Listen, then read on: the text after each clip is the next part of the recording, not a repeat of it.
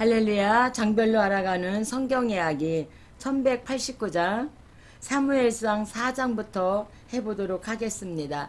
사무엘상은 전환기입니다. 사사에서 이제 왕으로 이렇게 전환기입니다. 4장은 법계 빼앗김입니다. 홈리와 비느하스의 죽음, 또 언약궤 여호와의 언약궤를 빼앗김, 늙은 엘리의 죽음 등은 2장 31절로 34절의 예언대로 성취됩니다.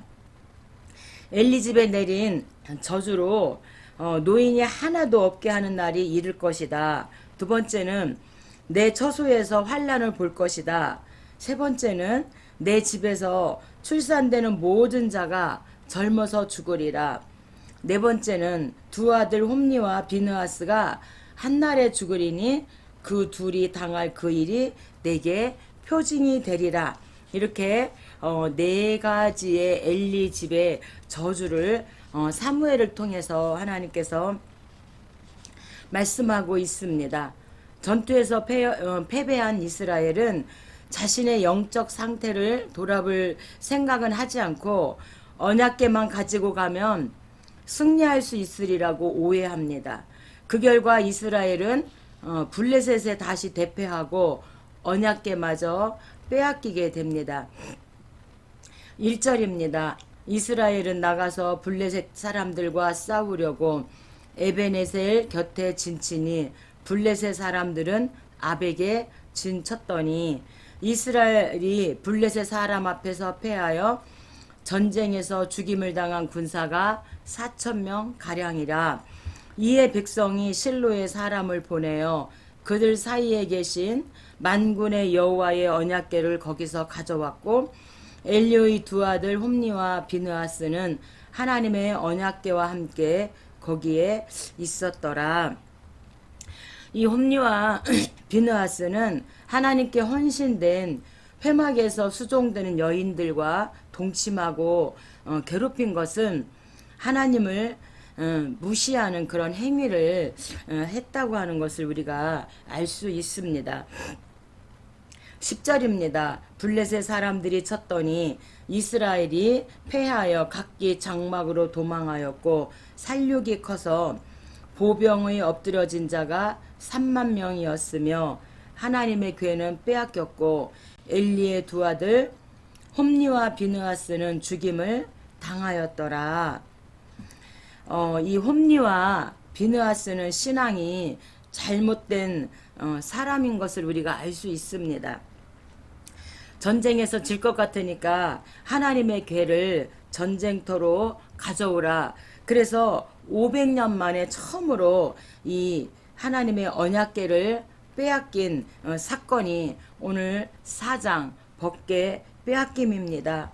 하나님의 법궤를 우리는 절대로 우리 마음에서 빼앗기면 안 되겠습니다. 5장입니다.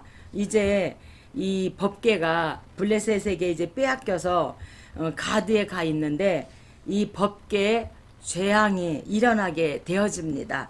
뿐만 아니라 그곳에 독종으로 이제 하나님께서 그들을 다루시는 것을 우리가 알 수 있습니다. 블레셋인들은 언약궤를 빼앗아 가서 아스돗에 있는 다곤 신전 곁에 이제 둡니다. 이스라엘의 하나님보다 우월함을 나타내기 위해서 다곤 신전에 하나님의 언약궤를 갖다 두었는데 하지만 하나님은 그 다곤의 신전을 언약궤 앞에 넘어지게 하고 아스돗 전역에 심한 독한 종기를 보내사 하나님의 크신 권능을 이방 땅에 드러내시는 것을 우리가 알 수 있고 언약궤가 가는 곳마다 독한 종기의 재앙이 따라다닙니다. 1절입니다. 블레셋 사람들이 하나님의 궤를 빼앗아 가지고 에벤에셀에부터 아스돗에 이르니라. 블레셋 사람들이 하나님의 궤를 다곤 곁에 두었더니 다곤이 여호와의 궤 앞에서 엎드러져 그 얼굴이 땅에 닿았는지라. 그들이 다곤을 일으켜 다시 그 자리에 세웠더니 블레셋의 이 다곤은 곡식의 신, 풍요의 신, 물고기의 신입니다. 근데 이 우주 만물을 창조하신 우리 하나님을 따라갈 수는 없는 거죠. 4절입니다. 다곤이 이 여호와 궤 앞에서 또다시 엎드려져 얼굴이 땅에 닿았고 그 머리와 두 손목이 끊어져 문지방에 있고 다곤이 몸뚱이만 남았더라. 여호와의 손이 아스도 사람에게 엄중히 더하사 독한 종기의 재앙으로 쳐서 망하게 하시니 아스도 사람들이 이를 보고 이스라엘 신의 궤를 우리와 함께 잊지 못하게 하라. 그의 손이 우리와 우리 신 다곤을 친다 하고 블레셋 사람들의 모든 방백을 모으고 이르되 이스라엘의 신을 궤를 가드로 옮겨가라 하게 되어지죠. 그래서 우리가 법궤 이동 통로를 보면 첫 번째 실로에 있었던 이 법궤를 사장에서 법궤를 가져와라. 그래서 전쟁터에 이 법궤를 앞세우게 되어지고 두 번째는 이 법궤가 아스돗으로 가게 되어지죠. 5장 1절에. 그리고 세 번째 이 법궤가 독종으로 인하여 가드로 가게 되어집니다. 가드는 사무엘상 5장 8절. 네 번째는 이 법궤가 또한 에그론에 가서 이제 7개월 동안 있게 되어지고 5장 10절이죠. 다섯 번째 베세메스, 그 다음에 기럇 여아림, 오베데돔에서 3개월, 다윗성으로 예루살렘의 다윗성으로 이렇게 법궤 이동이 8번씩 이렇게 이동하는 것을 우리가 알 수 있고 6장입니다. 그래서 결국엔 법궤가 이제 다시 예루살렘으로 귀환하는 법궤 귀환입니다. 7개월 만에 이제 법궤가 돌아오게 되어집니다. 블레셋의 종교 지도자들은 속건제를 드리고 언약궤를 이스라엘에 돌려보내기로 작정을 합니다. 여기서 그들이 독한 종기의 재앙을 출애굽 당시 애굽에 임했던 그 10가지 재앙이죠. 10가지 재앙들과 같은 맥락에서 이해하였다는 점에서 우리가 주목할 만합니다. 한편 하나님의 임재를 상징하는 하나님의 언약궤를 불경스러운 호기심을 가지고 들여다본 베스메스 사람들이 무더기로 죽임을 당하게 되어집니다. 1절입니다. 여호와의 궤가 블레셋 사람들의 지방에 있은지 7달이라 블레셋 사람들이 제사장들과 복술자들을 불러 그것을 어떻게 그 있던 곳으로 보낼 것인지 우리에게 가르치라. 그들이 이르되 속건제를 드려야 할지니라. 그리하면 병도 낫고 그 이유도 알리라. 그래서 이제 블레셋 사람의 방백의 수요대로 금 독종 5개, 금쥐 5마리여야 할 것입니다. 그래서 너희는 독한 종기의 형상과 땅을 괴롭히는 쥐의 형상을 만들어 이스라엘 신께 영광을 돌리라. 그가 혹 그의 손을 너희와 신들과 너희 땅에서 가볍게 하실까 하노라. 6절입니다. 애굽인과 바로가 그들의 마음을 완악하게 한 것 같이 어찌하여 너희가 마음을 완악하게 하겠느냐. 그래서 애굽의 그 10가지 재앙을 이들이 비유를 들어서 더 이상은 완악하게 하면 안 된다.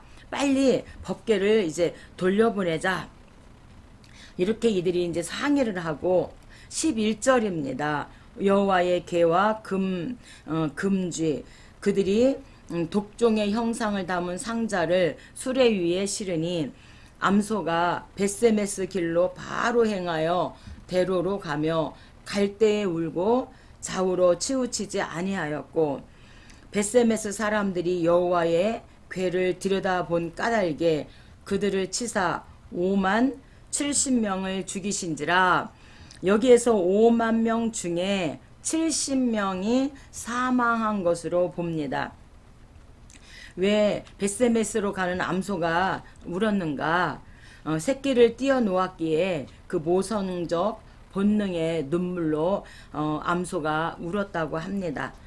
그렇지만 뒤돌아보지 않고 오직 그의 사명을 가지고 전진한 것처럼 오늘 우리도 오직 십자가를 바라보고 나아가면 좋겠습니다. 이제 법궤가 돌아오니까 이들이 미스바에 모여서 부흥회를 이제 합니다.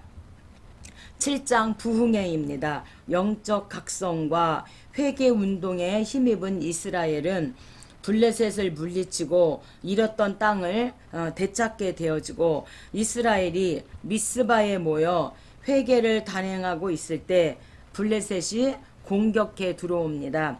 그들은 미스바 성회를 침략의 호기로 여겼지만 도리어 이스라엘 백성에게 신앙의 힘이 얼마나 위대한지를 깨닫게 하는 기회가 되어지는 7장 미스바 부흥회입니다. 5절입니다. 사무엘이 이르되 온 이스라엘은 미스바로 모이라 내가 너희를 위하여 여호와께 기도하리라 하매 그들이 미스바로 모여 물을 길어 여호와 앞에 붓고 그날 종일 금식하고 우리가 여호와께 범죄하였나이다. 이스라엘 자손이 사무엘에게 이르되 당신은 우리를 위하여 우리 하나님 여호와께 쉬지 말고 부르짖어 우리를 블레셋 사람의 손에서 구원하시게 하소서. 마치 우리가 출애굽기 17장에 모세의 손이 올라가면 그 전쟁에서 이기고 그 손이 너무 아파서 내려오면 전쟁에서 지는 것처럼 이스라엘 백성들에게 사무엘에게 쉬지 말고 부르짖어 기도해 달라고 블레셋의 손에서 구원하여 달라고 이들이 부르짖어 기도합니다. 그래서 사무엘의 기도의 영권은 이스라엘 백성들이 볼 때 사무엘은 기도하는 사람이다. 이렇게 이스라엘 사람들이 인정을 했다고 하는 사실입니다. 오늘 우리도 기도의 영권을 갖고 말씀과 기도의 영권은 꼭 있어야 할 줄로 믿습니다. 모세처럼 우리가 두 손 든 기도를 통해서 그 아말렉의 전쟁에서 이긴 것처럼 우리가 이 사단 마귀와 우리가 기도로 능히 이기고 승리하면 좋겠습니다. 10절입니다. 사무엘이 번제를 드릴 때에 여호와께서 블레셋 사람이 이스라엘과 싸우려고 가까이 오매 그날에 여호와께서 블레셋 사람에게 큰 우레를 발하여 그들을 어지럽게 하시니 그들이 이스라엘 앞에서 패한지라. 무조건 전쟁에서 진다고 법궤에 가지고 갈 게 아니라 먼저 이들이 이제 미스바에 모여서 회개 운동을 했을 때 하나님께서 이제 이길 수 있도록 하나님께서 큰 우레를 발해서 그 전쟁에서 이길 수 있도록 하시는 그 하나님을 찬양합니다. 8장입니다. 8장은 왕 요구입니다. 이스라엘 백성들이 이제 우리에게도 왕을 달라고 왕을 요구하고 있습니다. 이스라엘이 왕을 요구한 것은 이제 사사시대죠. 360년에서 450년간의 사사시대를 그들이 이제 결산하겠다는 뜻으로 왕을 요구합니다. 사사시대 동안 이스라엘은 강력한 어떤 구심점이 없이 외세에 시달리는 경우가 많았죠. 7번의 큰 전쟁이 있었으니까요.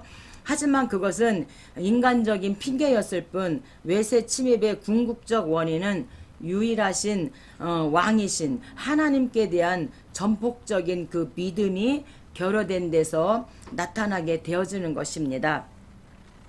1절입니다. 사무엘이 늙음에 그의 아들들이 이스라엘 사사로 삼으니 장자의 이름은 요엘, 차자의 이름은 아비야라, 부엘세바에서 사사가 되니라.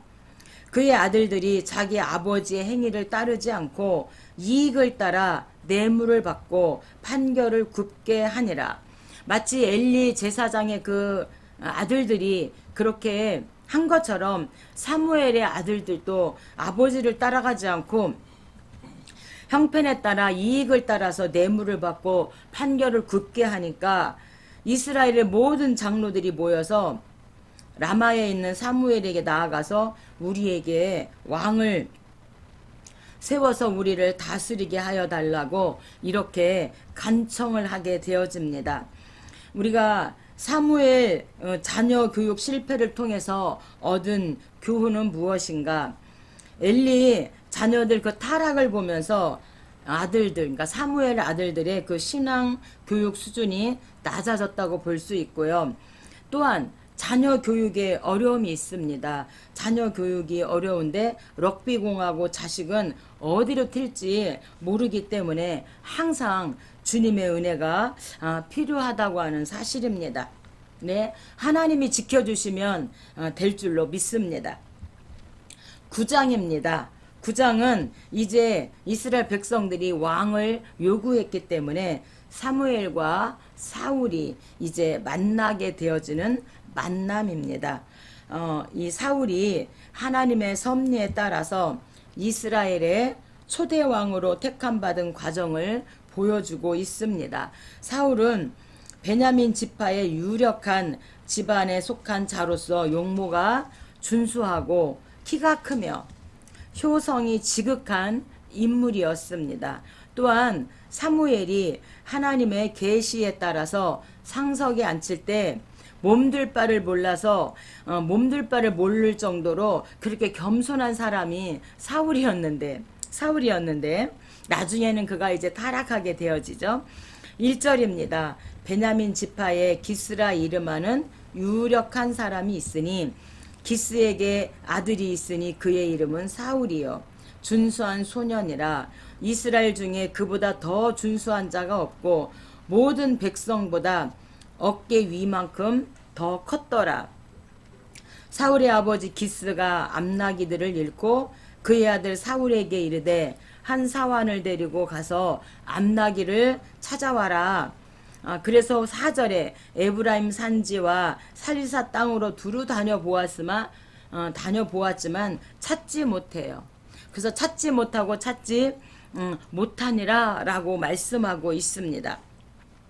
6절 그가 대답하되 사환이죠. 이 성읍에 하나님의 사람이 있는데 존경을 받는 사람이라 그가 말한 것은 다 응하니 그리로 가사이다. 우리가 갈 길을 가르쳐 줄까 하나이다. 사울이 사환에게 하나님의 사람에게 드릴 예물이 없다. 사환이 사울에게 내 손에 은 한 세겔의 4분의 1이 있으니 하나님의 사람에게 드려서 우리 길을 가르쳐 달라 하겠나이다 하더라. 그래서 이제 사울과 사무엘이 만나게 되어지는 것이 나기를 잊어버림으로 만나게 되어지죠. 17절입니다. 사무엘이 사울을 볼 때에 여호와께서 이제 이가 내 백성을 다스리리라. 사울이 성문한 사무엘에게 나아가 이르되 선견자의 집이 어디인지 내게 가르치소서. 그랬더니 19절에 사무엘이 내가 선견자이니라. 사흘 전에 일은 암나기들을 염려하지 말라. 그 암나기는 이미 찾았다. 이렇게 말씀하시고 온 이스라엘이 사모하는 자가 누구냐? 너와 내 아버지의 집이 아니냐 하는지라. 나는 가장 작은 지파 베냐민 사람이 아니니까 또 나의 가족은 베냐민 지파 모든 가족 중에 가장 미약하지 아니하니까 이렇게 사울이 겸손하게 사무엘에게 이 겸손함을 드러내고 있습니다. 10장입니다. 10장은 사울 기름. 그래서 이제 사무엘이 사울에게 이제 왕으로 세우기 위해서 기름을 붓는 10장입니다. 사무엘은 여호와 앞에서 사울에게 기름을 부었으며 그를 왕으로 선택하신 하나님의 뜻을 확신케 할 3가지 징조를 약속합니다. 이 약속은 성취되었고 사울은 자신을 향한 하나님의 뜻을 잘 알게 됩니다. 사무엘은 미스바에서 온 백성을 소집하고 거기서 사울은 제비 뽑기에 의해서 왕으로 이제 선택되어집니다. 1절입니다. 이에 사무엘이 기름병을 가져다가 사울의 머리에 붓고 입맞추며 여호와께서 내게 기름을 부으사 그의 기업의 지도자로 삼지 아니하셨느냐. 구약에서 기름 부음은 제사장, 왕, 선지자에게 시행되었는데 왕에게 기름을 붓는 의식은 왕이 직무를 담당하기 전에 성별되어야 한다는 것과 권세를 행사하기 위하여 하나님께로부터 통치권을 위임받은 하나님의 종이 되었음을 뜻하고 있습니다. 6절입니다. 내게는 여호와의 영이 크게 임하리니 너도 그들과 함께 예언하고 변하여 새 사람이 되리라. 하나님의 영이 사울에게 크게 임함으로 그가 그들 중에서 예언을 하니 사울도 선지자들 중에 있느냐 이렇게 말을 합니다. 20절 사무엘이 이스라엘 모든 지파를 가까이 오게 하였더니 베냐민 지파가 뽑혔고 마드리의 가족이 뽑혔고 기스의 아들 사울이 뽑혔으나 그를 찾아도 찾지 못한지라. 그러므로 그들이 또 여호와께 묻되 그 사람이 여기 왔나이까. 여호와께서 그가 진 보따리들 사이에 숨었느니라.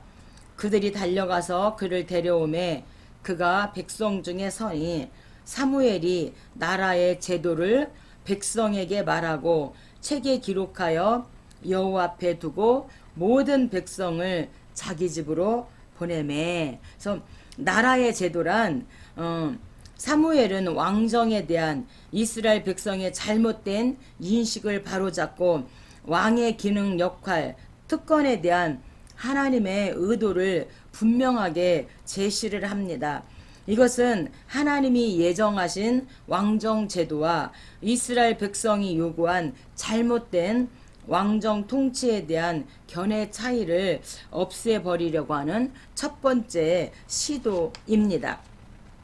11장입니다. 이제 사울이 기름을 부음받고 그가 하나님의 영에 크게 감동되었을 때 어떤 일이 일어나는지 11장 암몬과의 전쟁에서 승리하는 전쟁 승리입니다. 사울은 모든 백성 앞에서 왕으로 추대되었지만 중앙 집권적인 왕권을 행사하지 않고 예전처럼 일상적인 일을 하고 있었는데 암몬의 습격을 받자 사울이 하나님의 영에 감동되어서 전국적으로 군대를 모집하여 앞장섰고 그 결과 대승을 거두게 되어집니다. 여기서 사울은 승리의 영광을 하나님께 돌리는 겸손함을 하나님 앞에 올려드립니다. 2절입니다. 암몬 사람 나하스가 그들에게 이르되 너희 오른 눈을 다 빼어야 너희와 언약하리라. 내가 온 이스라엘을 이같이 모욕하리라. 사울이 이 말을 들을 때에 하나님의 영에게 크게 감동되매 그의 노가 크게 일어나 한 결의의 소를 잡아 각을 뜨고 전령들의 손으로 그것을 이스라엘 모든 지역에 두루 보내어 이르되 누구든지 나와서 사울과 사무엘을 따르지 아니하면 이와 같이 하리라 하였더니 여호와의 두려움이 백성에게 임함에 그들이 한 사람같이 나온지라. 이러니까 전부 다 막 하나님의 영에 감동된 사울을 보면서 두려워서 전부 다 나오게 되어지죠. 11절 사울이 3대로 나누고 새벽에 적진 한가운데로 들어가서 날이 더울 때까지 암몬 사람들을 치매 남은 자가 다 흩어져서 둘도 함께한 자가 없었더라. 그래서 이 전쟁에서 크게 승리를 하게 되어집니다. 15절입니다. 모든 백성이 길갈로 가서 거기서 사울을 왕으로 삼고 길갈에서 여호와 앞에 화목제를 드리고 사울과 이스라엘 모든 사람이 거기서 크게 기뻐하니라. 그래서 이제 전환기죠. 사사시대에서 왕정시대로 이스라엘 사사시대가 사무엘로 이제 끝나고 왕정시대가 시작되어지는 전환기입니다. 이 길갈은요, 여호수아 4장에서 그들이 요단강을 건널 때 2세대들과 요단강을 건너고 거기에 12개의 돌 기념비를 세운 곳이 길갈인데, 이 길갈에서 사울에게 기름을 부어서 왕으로 세우게 되어집니다. 12장은 이제 왕권을 사무엘에게 넘겨줬기 때문에 마지막 사무엘이 고별 설교를 하는 12장 고별 설교입니다. 사무엘은 자신의 통치권을 사울에게 이양하는 의미의 고별 설교를 합니다. 먼저 그는 자신이 사사직을 충실히 감당한 사실을 말한 후에 여호와를 잊으면 화를 자초한다는 사실을 거듭거듭 주지시켜 줍니다. 이 설교의 요점은 이스라엘의 통치 방식이 이제 사사시대에서 왕정시대로 바뀌더라도 여호와만이 이스라엘의 진정한 왕이심을 나타내야 된다고 마지막 설교를 하게 되어집니다. 1절입니다. 사무엘이 온 이스라엘에게 이르되 설교하되 보라, 너희가 내게 한 말을 내가 다 듣고 너희 위에 왕을 세웠더니. 그래서 모세도 죽기 2달 전에 1차, 2차, 3차 고별 설교를 2세대들에게 한 것처럼 여호수아도 죽기 전에 고별 설교를 지도자들과 백성들을 모아놓고 신앙 서약을 한 것처럼 지금 사무엘도 다 모아놓고 마지막 고별 설교를 하게 되어집니다. 23절입니다. 나는 너희를 위하여 기도하기를 쉬는 죄를 여호와 앞에 결단코 범하지 아니하고 선하고 의로운 길을 너희에게 가르칠 것인즉 너희는 여호와께서 너희를 위하여 행하신 그 큰 일을 생각하여 오직 그를 경외하며 너희의 마음을 다하여 하나님을 진실히 섬기라고 마지막 고별 설교를 사무엘이 이스라엘 백성들에게 하고 있습니다. 13장입니다. 13장과 15장은 사울이 벌써 이제 하나님 앞에서 불순종을 하는 불순종입니다. 13장 불순종 1입니다. 블레셋과의 전쟁에서 사무엘이 빨리 오지 않자 7일을 기다려서 오지 않으니까 너무나 다급한 나머지 사울왕이 제사를 드리게 되어지는 불순종입니다. 요나단 선제 공격에 대한 보복으로 블레셋은 이스라엘의 대대적 침공을 감행을 하게 되어집니다. 이런 급한 상황에서 사울은 사무엘의 도착을 기다리지 않고 스스로 제사를 드리는 불순종 실수를 하게 되어집니다. 한편 블레셋이 이스라엘 내에 철공을 없애 버렸다는 그런 기사는 그 14장 요나단 용맹에 언급되는 이스라엘의 승리가 오직 하나님의 섭리와 은총에 따른 것임을 암시하고 있습니다. 1절입니다. 사울이 왕이 될 때에 40세라 그가 이스라엘을 다스린 지 2년에 벌써 하나님 앞에 불순종을 하는 사울 왕이 너무나 빨리 변질되어지는 것을 볼 수 있고, 또한 변질되는 하나님 앞에서 우리의 그 죄의 속성들을 사울왕을 통해서 우리 또한 알아갈 수가 있습니다. 2절입니다. 이스라엘 사람 3,000명을 택하여 그 중에서 2,000명은 자기와 함께 믹마스와 베델산에 있게하고 1,000명은 요나단과 함께 베냐민 기브아에 있게 하고 남은 백성은 각기 장막으로 보내니라. 블레셋 사람들이 이스라엘과 싸우려고 모였는데 어마어마해요. 병거가 3만, 마병이 6,000명, 백성은 해변에 모래같이 많더라. 이렇게 말씀하고 있습니다. 이스라엘 사람들이 위급함을 보고 절박하여서 굴과 수풀과 바위 틈과 은밀한 곳과 웅덩이에 숨으며 모든 백성들은 떨더라. 이렇게 말하고 있습니다. 8절에 사울은 사무엘이 정한 기한대로 이레 동안을 기다렸으나 사무엘이 길갈로 오지 아니하매 백성이 사울에게서 흩어지는지라 최고의 위기를 지금 사울왕이 만난 겁니다.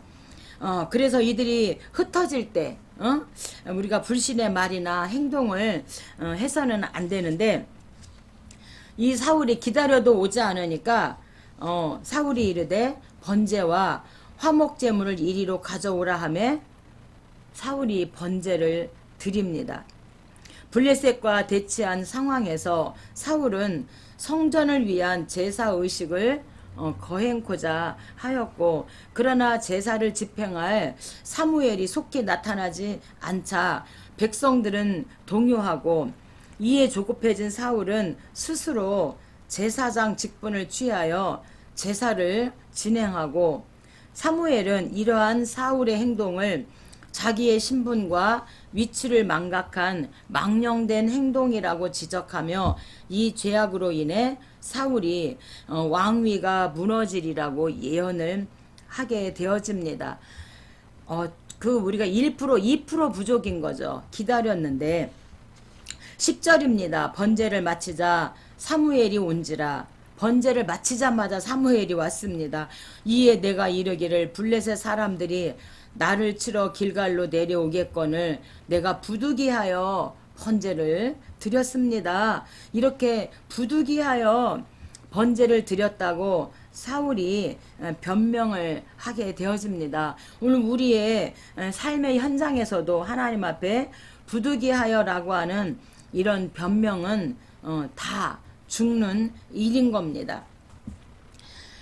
그래서 하나님께서 이 사울을 시험하신 거죠. 근데 조금만 더 그 2% 그것만 더 기다리고 하나님 앞에 기도했으면 됐을 텐데 너무나 그 위급한 상황 속에서 너무나 불안하니까 빨리 하나님 앞에 사무엘이 안 오니까 내가라도 예배를 제사를 드리고 이 전쟁에 나아가야겠다. 이런 위급할수록 더욱더 하나님 앞에 우리가 한 발짝 뒤로 물러서서 하나님의 뜻을 우리가 발견해야 되는데 사울이 그렇게 하지 못했다는 것입니다. 14장입니다. 14장은 요나단 용맹입니다. 이스라엘의 승리는 굳건한 신앙으로 무장했던 요나단의 용맹성에 힘입었지만 궁극적으로 하나님의 크신 은혜로 말미암아 된 것입니다. 본장에서는 요나단의 신앙적 용기와는 다르게 사울의 비신앙적인 모습이 나타나는데 사울의 어리석은 저주의 맹세로 인해서 온 군대가 고통에 처하게 되고 요나단이 죽을 위기에 몰리게 되어집니다. 1절입니다. 하루는 사울의 아들 요나단이 무기를 든 소년에게 이르되 우리가 건너편 블레셋 사람들의 부대로 건너가자 하고 아버지에게는 아뢰지 아니하였더라. 요나단이 자기의 무기를 든 소년에게 이르되 우리가 이 할례 받지 않은 자들에게로 건너가자. 우리의 구원은 사람이 많고 적음에 달리지 아니하였느니라. 아멘. 이렇게 믿음의 고백을 요나단이 하게 되어지죠. 그래서 할례 받지 않은 자는 할례는 이스라엘 백성이 하나님과 맺은 언약의 증표이고 요나단이 블레셋 사람을 어떻게 이렇게 부른 것은 할례 받지 않은 자라고 부른 것은 이스라엘과 여호와의 언약 관계를 환기시키고 또 한편 이스라엘 땅을 침입한 블레셋의 비합법성을 암시적으로 나타나기 위한 것입니다. 요나단의 그 하나님을 향한 믿음대로 역사해 주시는 그 하나님을 우리가 볼 수 있습니다. 14절 요나단과 그 무기를 든 자가 반나절 같이 땅 안에서 처음으로 쳐 죽인 자가 20명 가량이라. 들에 있는 진영과 모든 백성들이 공포에 떨었고 떨었으며 땅도 진동하였으니 큰 떨림이었더라. 요나단의 그 용맹으로 말미암아 블레셋 사람들이 공포에 떨었고 떨었으며 땅도 진동하였으니 큰 떨림이었다고 말하고 있습니다. 20절입니다. 사울과 그와 함께한 모든 백성이 모여서 전장에 가서 본즉 블레셋 사람들이 각기 칼로 자기의 동무들을 침으로 크게 혼란하였더라. 그래서 요나단은 이 전쟁은 수에 있지 않고 하나님께 달려있다는 이런 믿음의 고백을 했을 때 그 전쟁에서 하나님은 이기게 하시는 것을 알 수 있고, 오늘 우리도 오직 우리의 모든 것을 담당하시는 그 하나님을 의지할 때 하나님께서 우리에게 새 힘을 주시고 우리의 갈 길을 인도해 주시리라 믿습니다. 13장에서 제사장이 드려야 될 제사를 사울왕이 드렸고, 15장에서 또한 불순종을 하게 되는 불순종입니다. 아말렉 전쟁에서 하나님께서 모든 걸 다 진멸하라고 이렇게 말씀하셨는데, 이 사울왕이 다 진멸하는 것을 좋아하지 않아서 좋은 것은 진멸하지 않고 나쁜 것들만 진멸하게 되어짐으로 말미암아 하나님의 완전히 이제 실어버림을 당하게 되어지는 15장 불순종 2입니다. 사울이 불순종의 길을 걸음으로 왕권을 박탈당하리라는 예언을 듣게 되어집니다. 그는 아말렉을 진멸하라는 하나님의 명령을 어겼다가 하나님의 심판 선고를 듣게 되어집니다. 하나님께 제사하려고 짐승들을 취했다는 사울의 핑계에 대해서 사무엘은 순종이 제사보다 낫고 듣는 것이 순양의 기름보다 낫다라는 말로써 단호하게 태도를 표명하게 되어집니다. 2절입니다. 만군의 여호와께서 이같이 말씀하시기를 아말렉이 이스라엘에게 행한 일 곧 애굽에서 나올 때에 길에서 대적한 일로 벌하노니, 우리가 이스라엘에게 행한 일, 애굽에서 나올 때에 그게 바로 출애굽기 17장 아말렉 전쟁이잖아요. 근데 하나님께서는 지켜보고 계시다가 내 백성들이 홍해를 건너서 이제 그들이 지나갈 때에 아말렉이 하나님의 백성을 괴롭힌 그것을 이제 대적한 일로 내가 그 아말렉을 벌할 테니 이제 가서 지금 가서 아말렉을 쳐라, 전쟁을 해라. 우리 하나님이 이렇게 말씀하십니다. 3절 지금 가서 아말렉을 쳐서 그들의 모든 소유를 남기지 말고 진멸하되, 모든 소유를 남기지 말고 진멸하라 이렇게 말씀해요.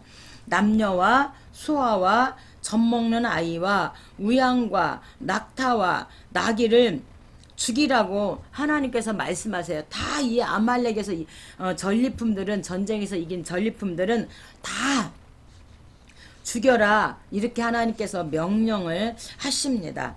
8절입니다.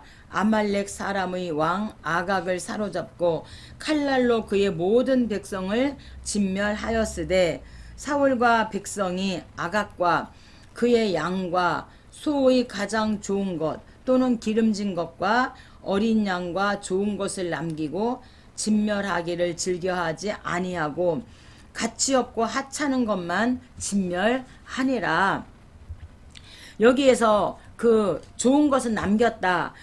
이것은 하나님 말씀에 이제 순종, 그렇게 겸손했던 사울이 벌써 그 초심이 변질됐어요. 왜요? 탐욕과 교만 때문에 이제 벌써 변질돼서 하나님이 다 진멸하라고 했음에도 불구하고 좋은 것은 남기면서 내가 제사 때 하나님 앞에 쓰려고 그런다. 그래서 오늘 우리도 변하지 않는 게, 하나님을 향하여 변하지 않는 것이 능력인 줄로 믿습니다. 12절입니다. 사무엘이 사울을 만나려고 아침에 일찍 일어났더니 어떤 사람이 사무엘에게 말하여 이르되, 사울이 갈멜에 이르러 자기를 위하여 기념비를 세우고 발길을 돌려 길갈로 내려갔다 하는지라. 이제 하나님 말씀에 불순종한 것도 모자라서 자신을 위하여 또 기념비를 세우는 것을 우리가 볼 수 있습니다. 길갈은요, 사울이 즉위하고 왕의 책임에 대해 교훈을 받았던 곳이 길갈이고, 또한 불순종하여 그의 왕조가 계속되지 못할 것이라고 사무엘을 통해서 듣던 곳이 또한 길갈입니다. 22절 사무엘이 이르되 순종이 제사보다 낫고 듣는 것이 순양의 기름보다 나으니 이는 거역하는 것은 점치는 죄와 같고 완고한 것은 사시는 우상에게 절하는 죄와 같음이라. 왕이 여호와의 말씀을 버렸으므로 여호와께서도 왕을 버려 왕이 되지 못하게 하셨나이다. 그래서 하나님의 말씀에 불순종함으로 말미암아 하나님도 사울왕을 버렸다라고 말씀하고 있습니다. 그래서 오늘 사울에게 하나님 앞에서 순종하는 것이 제사보다도 낫다고 말한 것처럼 우리도 하나님 앞에서 순종하는 것이 막 제사를 양을 잡아서 드리는 것보다도 순종이 제사보다도 낫다고 하나님이 말씀하고 있습니다. 그래서 또한 전환기가 이어집니다. 사울왕에서 다윗왕으로 이제 전환기가 또 바뀌는 16장 이제 다윗 기름입니다. 다윗에게 이제 하나님께서 기름을 붓는 다윗 기름. 사무엘은 다윗에게 왕으로 임명하는 의미에서 기름을 붓습니다. 다윗은 외모를 보지 않고 중심을 보시는 하나님에 의해 택함을 받은 인물로서 장차 이스라엘 통일 왕국의 기틀을 확립하게 되어집니다. 본장 후반부는 여호와의 영이 떠나심으로 악령에 시달리는 사울과 또 여호와의 영이 충만한 다윗의 모습이 대조를 이루게 되어집니다. 1절입니다. 여호와께서 사울을 버려 이스라엘 왕이 되지 못하게 하였거늘 내가 그를 위하여 언제까지 슬퍼하겠느냐. 너는 뿔에 기름을 채워가지고 가라. 내가 너를 베들레헴 사람 이새에게로 보내리니 이는 내가 그의 아들 중에서 한 왕을 보았느니라. 6절입니다. 그들이 오매 사무엘이 엘리압을 보고 마음에 이르기를 여호와의 기름 부으실 자가 과연 주님 앞에 있도다 하였더니 여호와께서 사무엘에게 이르되 그의 용모와 키를 보지 말라. 사람은 외모를 보거니와 나 여호와는 중심을 보느니라.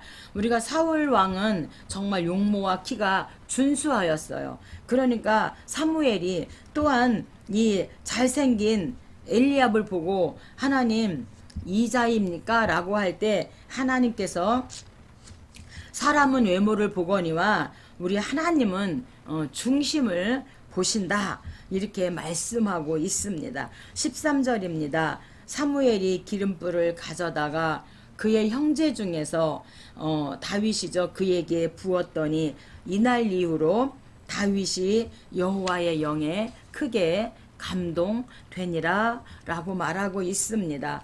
14절 여호와의 영이 사울에게서 떠나고 여호와께서 부리시는 악령이 그를 번뇌하게 한지라. 다윗이 15살에 기름을 사무엘에게 기름 부음을 받습니다. 근데 하나님께서 세워주실 때까지 15년을 더 기다리는 왕이 다윗왕입니다. 그래서 하나님께서는 이 사울왕 밑에 다윗을 두고 15년 동안 그를 훈련하시고 그를 이끄셔서 이제 하나님께서 이제 왕으로 이스라엘의 왕으로 세우십니다. 19절입니다. 사울이 이에 전령들을 이새에게 보내어 이르되 양치는 내 아들 다윗을 내게로 보내라 하니 이새가 떡과 한 가죽 부대의 포도주와 염소 새끼를 나귀에 실리고 그의 아들 다윗을 시켜 사울에게 보내니. 그래서 사울왕을 보면서 왕 교육 받게 하려고 준비해서 사용하시는 하나님을 볼 수 있습니다. 또한 우리를 사용하시려고 하나님께서 준비시키시고 반드시 우리를 사용하시는 그 하나님의 은혜를 우리가 알 수 있습니다. 이 사울은 훈련받지 못했어요. 훈련받지 못했기 때문에 그가 2년 만에 그의 마음이 변질되어지고 하나님 앞에서 불순종하게 되어지고 자신을 위한 기념비를 세우게 되어지죠. 하지만 모세도 바로왕 앞에서 40년 동안 하나님께서 훈련하시고 다윗도 이 사울왕 밑에서 약 15년 동안 훈련하심으로 말미암아 하나님께서 다윗은 내 사랑하는 내 종이다 이렇게 말씀합니다. 17장입니다. 다윗과 골리앗입니다. 다윗은 블레셋 거인 장군인 골리앗을 쓰러뜨림으로 이략 이스라엘의 영웅으로 부상하게 되어집니다. 이스라엘 군사들이 골리앗을 두려워한 것은 하나님의 은혜로운 약속에 대한 믿음을 상실했기 때문입니다. 반면에 다윗이 골리앗에 맞서 싸웠던 것은 하나님이 함께 하시는 한 어떠한 대적도 물리칠 수 있다는 믿음이 확고했기 때문에 그 골리앗을 물리칠 수 있었던 것이죠. 4절입니다. 블레셋 사람의 진영에서 싸움을 도두는 자가 왔는데 그의 이름은 골리앗이요 가드 사람이라. 그의 키는 6규빗 한 뼘이요. 그래서 6규빗 한 뼘은 2m 90, 약 3m가 되는 그런 큰 키를 가진 그런 사람이었고요. 싸움을 도두는 자는 일종의 그 대표성이죠. 일종의 대표 선수로서 두 군대가 서로 대치하면서 바로 전면전을 벌이는 게 아니라 때때로 싸움을 도두는 자를 통해서 전쟁의 결과를 결정하기도 했는데 이 전사의 승패 여부에 따라서 신들의 판단이 결정되었습니다. 이스라엘도 이런 관습을 알고 있었다고 하는 사실입니다. 5절입니다. 머리에는 노투구를 썼고 몸에는 비늘 갑옷을 입었으니 그 갑옷의 무게가 놋 5,000세겔이며 그의 다리에는 놋 각반을 쳤고 어깨 사이에는 놋 단창을 메었으니, 그래서 머리부터 발끝까지 완전히 이 골리앗은 준비된 사람이에요. 그래서 에베소서 6장에 우리에게 하나님의 전신갑주를 입어라, 계속해서 하나님의 전승갑주를 입으라고 바울 사도는 말하고 있습니다. 이렇게 사단은 머리부터 발끝까지 준비해서 오는데 우리는 항상 무방비 상태이기 때문에 항상 언제 우리가 넘어질지 모른다는 거예요. 17절입니다. 이새가 그의 아들 다윗에게 이르되 내 형들을 위하여 이 볶음곡식 한 에바와 이 떡 10덩이를 가지고 진영으로 속히 가서 내 형들에게 주고 이스라엘과 블레셋 사람들이 전열을 벌이고 양군이 서로 대치하였더라. 그들과 함께 말할 때에 마침 블레셋 사람의 싸움을 도두는 가드 사람 골리앗이라 하는 자가 그 전열에서 나와서 전과 같은 말을 하매 다윗이 들으니라. 이 골리앗을 보고 24절에 이스라엘 모든 사람이 그 사람을 보고 심히 두려워하여 그 앞에서 도망하매. 32절 다윗이 사울에게 말하되 그로 말미암아 사람이 낙담하지 말 것이라 주의 종이 가서 블레셋 사람과 싸우리이다 하니 사울이 다윗에게 이르되 내가 가서 저 블레셋 사람과 싸울 수 없으리니 너는 소년이요 그는 어려서부터 용사임이니라. 그랬더니 36절에 다윗이 주의 종이 사자와 곰도 쳤은즉 살아계시는 하나님의 군대를 모욕하는 이 할례받지 않은 블레셋 사람이리까 그가 그 짐승의 하나와 같이 되리이다. 여호와께서 나를 사자의 발톱과 곰의 발톱에서 건져내셨은즉 나를 이 블레셋 사람의 손에서도 건지시리이다. 아주 확신한, 하나님이 나와 함께 하신다는 확신을 말하니까 사울이 다윗에게 이르되 가라, 여호와께서 너와 함께 계시기를 원하노라. 다윗의 그 신앙 고백을 볼 수 있습니다. 나를 이 블레셋 사람의 손에서 하나님께서 건져 내실 줄 저는 믿습니다. 우리가 사무엘상 14장에서도 요나단의 신앙 고백이 여호와의 구원은 사람의 수에 많고 적음에 달려있지 않고 하나님께 달려있다고 고백한 것처럼 다윗도 그렇게 하나님 앞에서 고백을 하는 것입니다.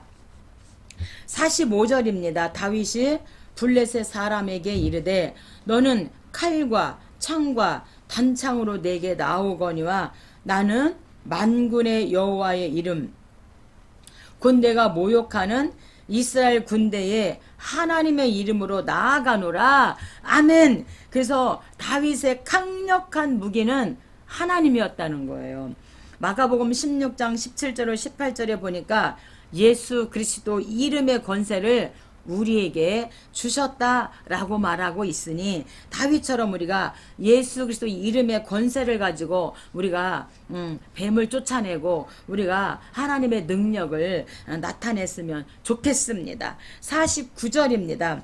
손을 주머니에 넣어 돌을 가지고 물매를 던져 블레셋 사람의 이마를 치매 돌이 그의 이마에 박히니 땅에 엎드려 지니라. 물매의 실력이 아니라 하나님이 그 손에 함께 역사하시고 함께 하셨다고 하는 사실입니다. 그래서 우리가 이 다윗 정말 거인 3m 되는 그런 거인 앞에서 이 다윗이 그렇게 용감할 수 있었던 것은 100% 하나님을 의지하는 그런 믿음에서 승리할 수 있었다고 하는 사실입니다. 오늘 여기까지 하고 다음 주에 이제 18장 시작해 보도록 하겠습니다. 감사합니다.